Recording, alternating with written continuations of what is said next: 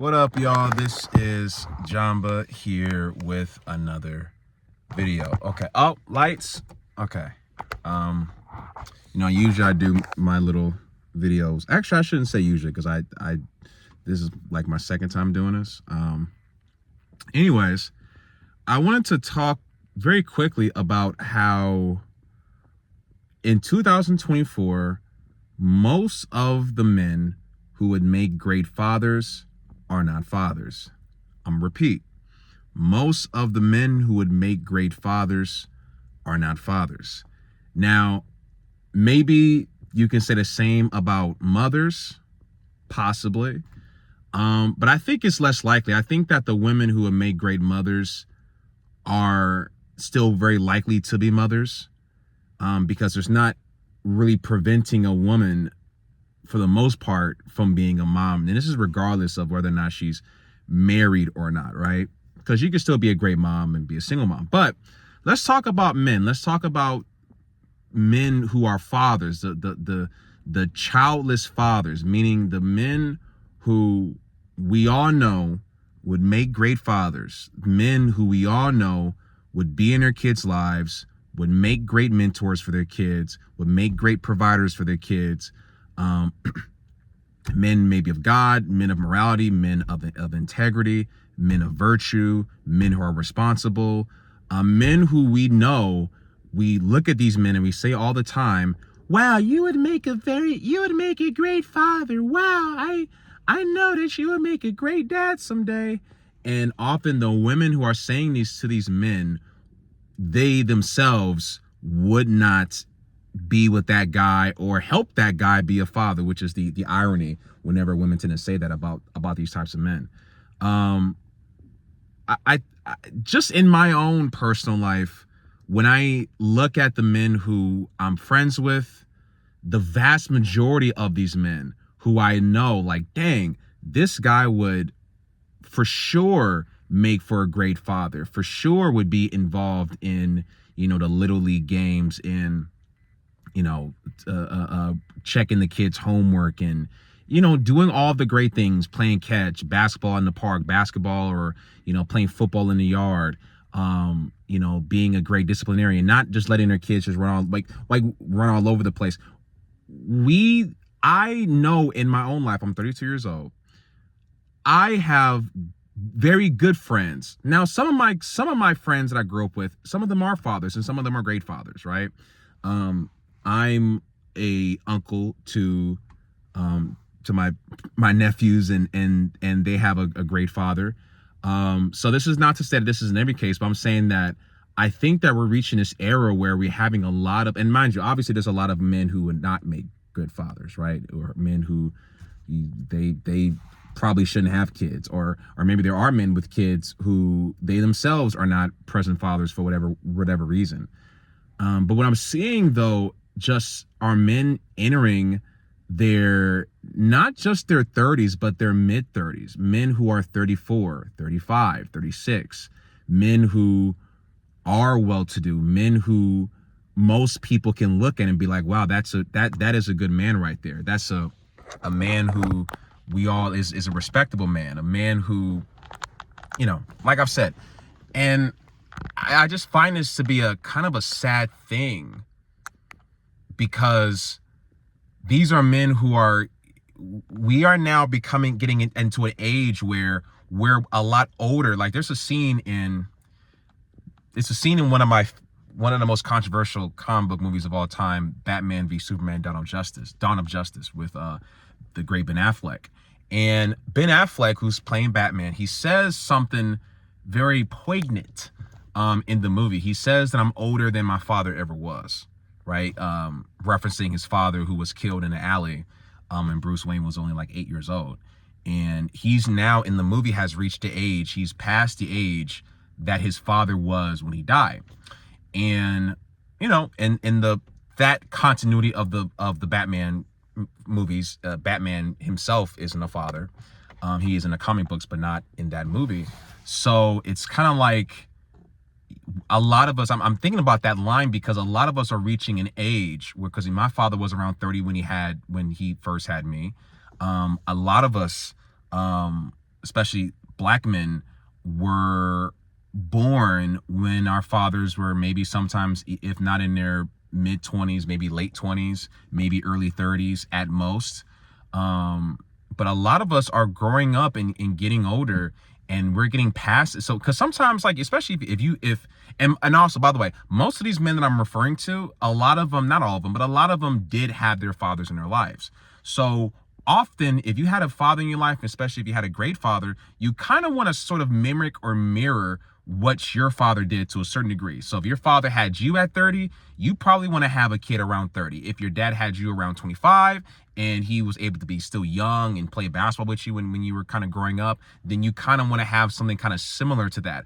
Or maybe if your father was in his 40s, but he probably wasn't able to play ball with you because he was a little bit older, but he was able to be financially stable, then you want to kind of, again, or maybe because your father was older, you want to have kids younger. So it can kind of work both ways. But my point is that I'm not quite sure what it means for a lot of us who are getting past the point where a lot of us, our fathers, maybe if our fathers were married before the age of 28, 29. Mind you, this happened in the 80s and 90s. A lot of us, I was born in 92. A lot of us were born around that time, obviously. Maybe you were born later, maybe you were born earlier. And you're looking back, and the dating scene and marriage and all that was a lot different back then than it was now. People are not getting married as much now. People are not pairing up nearly as much now. There are far more single people than there ever been, at least here in the United States. I mean, this is like this everywhere, but especially out here. So it's like you're looking and it's like, dang, it's not going to be quite the same. You know, a lot of us men, you know, we're kind of holding out to be with a woman who doesn't have kids. And it's like, man, if I keep waiting for longer and longer, the likelihood of me settling with somebody who doesn't have a kid is kind of dwindling. I know that's something I'm thinking about, especially as a black man. But going back to I'm kind of rambling. But going back to the whole kids thing, I just find it to be kind of like wasted potential in a sense, because it's like, wow, like, there's this need, especially with the black community, for black fathers, black fatherhood, for mentorship, for guidance, for, you know, just having a male figure. Like, it's just so important, regardless of what if society deems it important or not. It is important, right? Just like having a good mother is important, and having a good, I'm holding this plastic spoon, that I keep in my car sometimes. But it's like having just having good people in your life, but especially a good male role model is just so important. And just seeing so many good men, and I'm not even just saying it's just black men. I mean, I know guys like white guys who would make great fathers, and maybe they're in a relationship. And that's the other thing too. I've seen cases where I would see men, and I'll have to blame the men for this, a little bit, where these men are in relationships. And I'm going to do another video on this. You have men who are in relationships for 5, 6, 7 more years than that with these women. And, you know, they're just in these long-term relationships, and they're not getting married to these girls, and, you know, things. And it could be because of the woman, but it could be because of the man. I don't get all up in the business. But that being said, though, you know, and good for them. I mean, like, I still applaud them for being in something long term. I mean, that's very difficult to maintain, especially today. But even these guys are not having kids, and it's not like these guys are necessarily broke. I understand, and that's another thing too. I understand that times are tough economically. I had a teammate of mine, I won't mention his name, obviously, who was in some hard times due to some child support and custody battles, and I kind of had to help him out and a little bit, whatever. But he's a guy who's had my back since high school, so I had to obviously pay it back or whatever. But that being said, so I get that things are difficult economically. I don't think that should be the main reason to. Oh goodness, this always happens. Okay, is this gonna turn on? Okay, all right. I knew that was gonna happen eventually at some point. But yeah, I understand that economically, that is probably the main reason as to why a young man may not want to have kids right away, or you know, I mean, that's something that I obviously think about. But I also think that, at the same time, though, we can't always allow the economics to get away of life, life goals, or things that are these milestones. I you know, as bad as it is, I don't think that having a child in a situation where you're not the most economically sound is the worst thing in the world. I've heard instances of men being able to persevere and to push forward when they find out that their wife is pregnant or their girlfriend is pregnant. Like, you know, you kind of get into a second gear. At least that's what I've been kind of told. And I think that the world has a way of opening things up. I think that, you know, when you go into a job interview and you say, hey, my wife is expecting, I do think that an employer, a company or whatever is going to be more likely to, you know, open up opportunities. At least, again, this is what I've heard. You know, I don't have the research to back that claim, so for the most part. But so, and I know that's easier said than done. I mean, obviously, I'm somebody who doesn't have a kid for a number of reasons that I won't get into now. But, you know, I mean, being a father is definitely a priority for me. It's a priority for most of the men. I'm gonna tell you something, man. Most of the men that I talk to on a semi-regular basis, and these are not men that I'm like hanging around with all the time, or, you know, that I even see regularly or monthly. And these are guys who I call and may talk to every so often to, you know, we might talk movies, we might talk women, we might talk, you know, about X, Y, and Z. And these are, in my opinion, very good men who, you know, some of these men are in pretty good economic positions, and guys who are in finance, guys who are influencers and, you know, former athletes and things of that nature. And they, my steering wheel's acting weird. And these are just men who just don't have kids yet, man. Yeah, I just think it's a funny thing. It's like we're transitioning, getting older and older into adulthood, and, you know, age is obviously a part of life and all that. But without that milestone of having kids, man, it's like I don't know. I just think it's sad. I don't have anything poignant or new besides I just think it's an unfortunate thing. And ladies, and y'all I'm gonna talk to y'all for a second. Don't tell a guy you would be a good father unless you are in a relationship or married, then it's fine. Y'all got my grace. But if you're a single woman, don't tell a man that you would be a great father if you wouldn't help him become a father. That's just, I don't know. There's something about that. Don't do it, because it's kind of a backhanded insult in some way. I'm not gonna get into the reason why.